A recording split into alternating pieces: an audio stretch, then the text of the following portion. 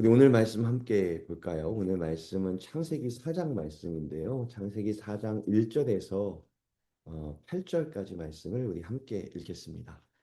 아담이 그의 아내 하와와 동침하매 하와가 임신하여 가인을 낳고 이르되 내가 여호와로 말미암아 등남하였다 하니라.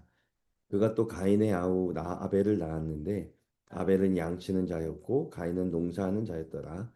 세월이 지난 후에 가인은 땅의 소산으로 제물을 삼아 여호와께 드렸고 아벨은 자기도 양의 첫 새끼와 그 기름으로 드렸더니 여호와께서 아벨과 그의 제물은 받으셨으나 가인과 그의 제물은 받지 아니하신지라.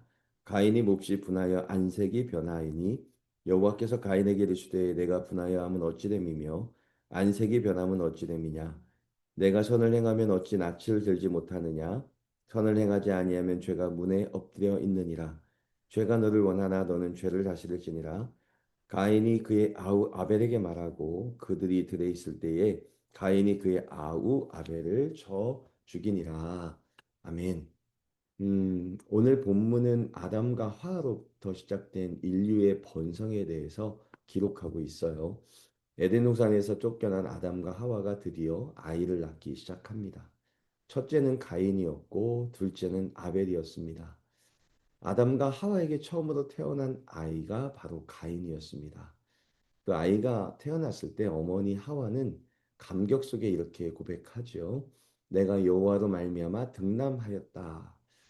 가인이라는 이름의 뜻은 얻었다라는 뜻을 가지고 있어요. 첫 아이를 품에 안았을 때 그 부모의 기쁨과 신기함이 얼마나 컸을지 그 이름에 고스란히 담겨 있습니다. 반면 둘째 아벨의 이름은 그의 뜻을 성경이 직접 설명하지는 않습니다.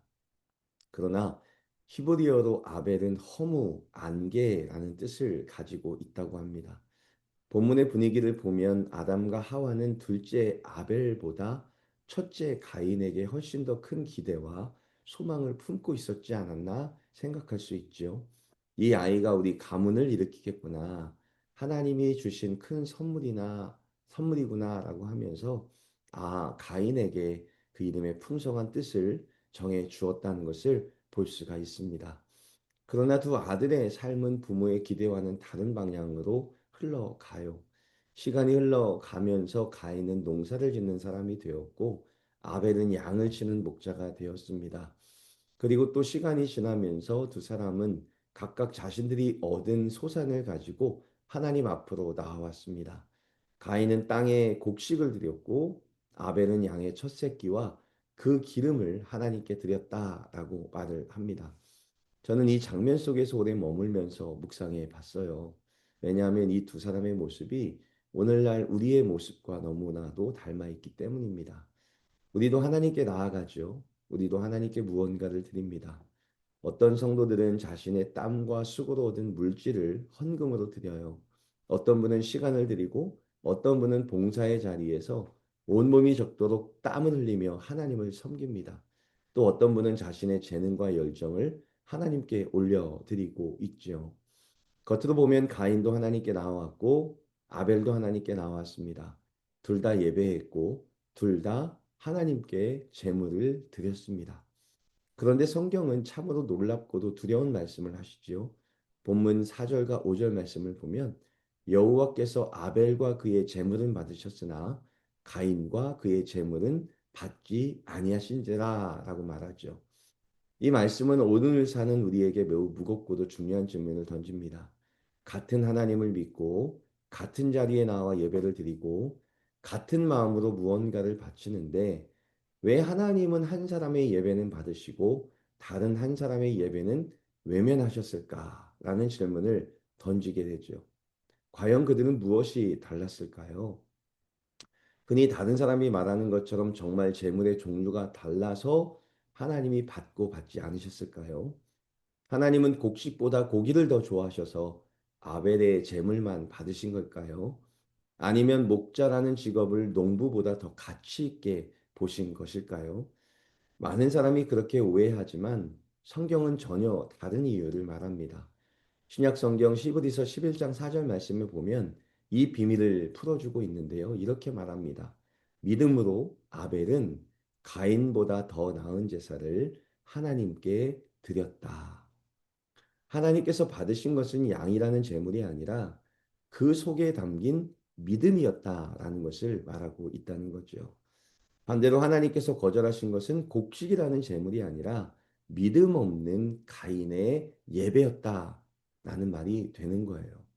사랑하는 성도 여러분, 오늘도 우리는 하나님 앞에 나와 예배를 드리고 있습니다. 찬양도 드리고 봉사를 합니다. 그러나 하나님께서 우리가 무엇을 드렸는가 보다 중요하게 보시는 것은 어떤 마음으로, 어떤 믿음으로 드렸는가라는 것을 먼저 보셨다라는 것을 생각해야 합니다. 그렇다면 여기서 한 가지 질문이 생기죠.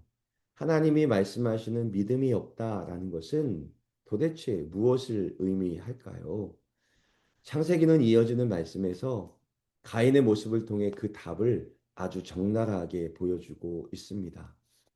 하나님께서 아벨의 제물만 받으셨을 때 그 장면에 함께 있었던 가인의 마음이 편할 리가 없었겠죠. 성경은 가인이 가졌던 마음을 이렇게 기록합니다. 가인이 몹시 분하여 안색이 변했다. 성도 여러분, 저는 솔직히 이 부분에서 가인의 마음이 조금은 이해가 됩니다. 같은 자리에서 같이 예배를 드렸는데 동생은 인정을 받고 가인은 외면을 당했죠. 내 노력이 거절당한 것만 같았습니다. 누군가는 칭찬을 받는데 가인은 소외를 당한 것 같은 순간 우리도 이런 인생을 한 번씩은 경험해 보지 않았을까요? 가인의 마음을 한번 생각해 보십시오. 같은 자리에서 하나님을 같이 예배했는데 하나님께서 아벨의 제사만 받으시고 아벨의 제물만 받았습니다. 그러니 화가 날 수 있겠죠. 억울할 수 있습니다. 서운할 수도 있습니다. 그런 감정이 마음속에 드는 것 자체를 무조건 죄라고 말하기는 어렵습니다. 왜냐하면 인간이니까요. 그러나 가인의 문제는 그 감정이 든 다음부터 시작됩니다. 본문 6절을 보세요. 여호와께서 가인에게 이르시되 내가 분하여함은 어찌 됨이며 안색이 변함은 어찌 됨이냐. 하나님이 가인의 마음에 분노가 가득한 것을 몰라서 물으신 것이 아니죠. 이미 다 알고 계셨습니다. 그리고 죄가 그의 마음을 완전히 집어삼키기 전에 가인이 스스로 돌이킬 수 있도록 기회를 주시는 거죠. 이어지는 7절에서 하나님은 이렇게 엄히 경고하십니다. 죄가 문에 엎드려져 있느니라. 죄가 너를 원하나 너는 죄를 다스릴지니라. 저는 이 말씀이 은혜라고 생각이 되어집니다. 하나님은 예배가 실패했다고 해서 가인을 바로 버리지 않으셨습니다. 오히려 분노에 휩싸인 가인을 먼저 찾아가 주셨습니다. 책망하기 전에 경고하셨고 죄가 그를 삼키기 전에 어서 돌이키라고 사랑의 손길을 내미셨습니다. 내 분노를 붙들지 말고 내 말을 들어라. 아직 기회가 있다라고 그에게 말씀하고 계셨다는 거죠. 그러나 가인은 어떻게 하죠? 가인은요, 하나님의 말씀보다 자신의 감정을 붙들었습니다. 억울하다는 상처를 내려놓지 않았습니다. 동생을 향한 불타는 시기심을 버리지 않았습니다. 하나님 앞에서 끝까지 자신의 마음을 굽히지 않았습니다. 그리고 그 결과는 참혹했죠. 8절입니다. 가인이 그의 아우 아벨에게 말하고 그들이 들에 있을 때에 가인이 그의 아우 아벨을 쳐 죽이니라. 가인은요, 하나님의 말씀보다 자신의 감정을 더 중요하게 생각했습니다. 자신의 자존심이 더 컸습니다. 결국 그 상한 감정을 방치했을 때 죄가 그를 지배했고 급기야 친동생을 돌로 쳐 죽이는 끔찍한 자리까지 이끌고 갔습니다. 사랑하는 성도 여러분, 가인이 또 그 가인을 하나님이 받지 않으셨다라고 할 때 믿음이 없다라고 말할 때 믿음 없다는 것은 이것을 말해요. 하나님께서 그의 감정을 다스릴 수 있도록 하나님의 말씀을 던져 주셨을 때 하나님의 말씀보다 자신이 받았던 상처, 자신이 가졌던 감정을 더 크게 보는 상태, 그것이 곧 믿음이 없는 것이다 라고 말하고 있다는 거죠. 오늘 우리도 이런 삶을 살아갈 수 있어요. 믿음 없다라는 것은요, 먼 일이 아닙니다.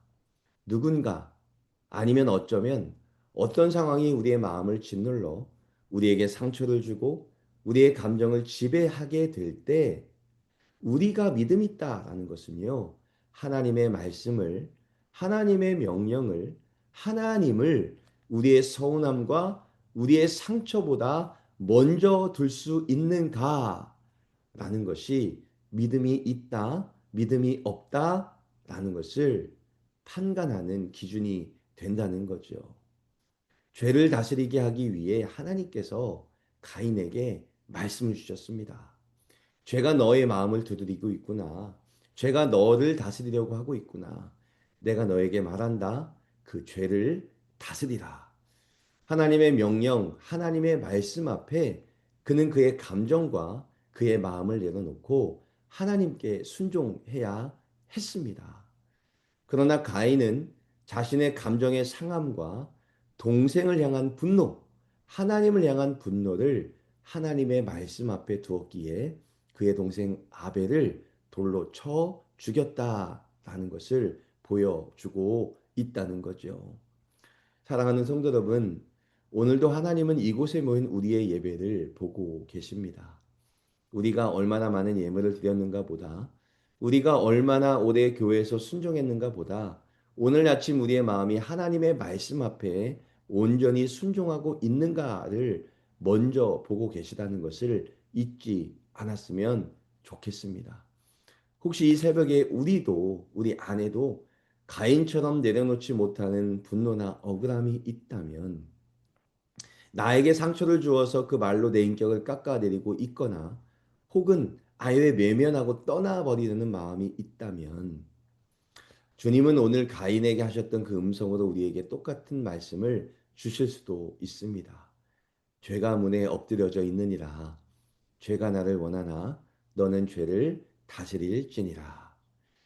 오늘 하루를 살아내며 살아갈 때 내 요동치는 감정보다 하나님의 말씀을 언제나 더 크게 여기며 살아가는 신실한 믿음의 사람들이 되기를 소망하고 소망합니다.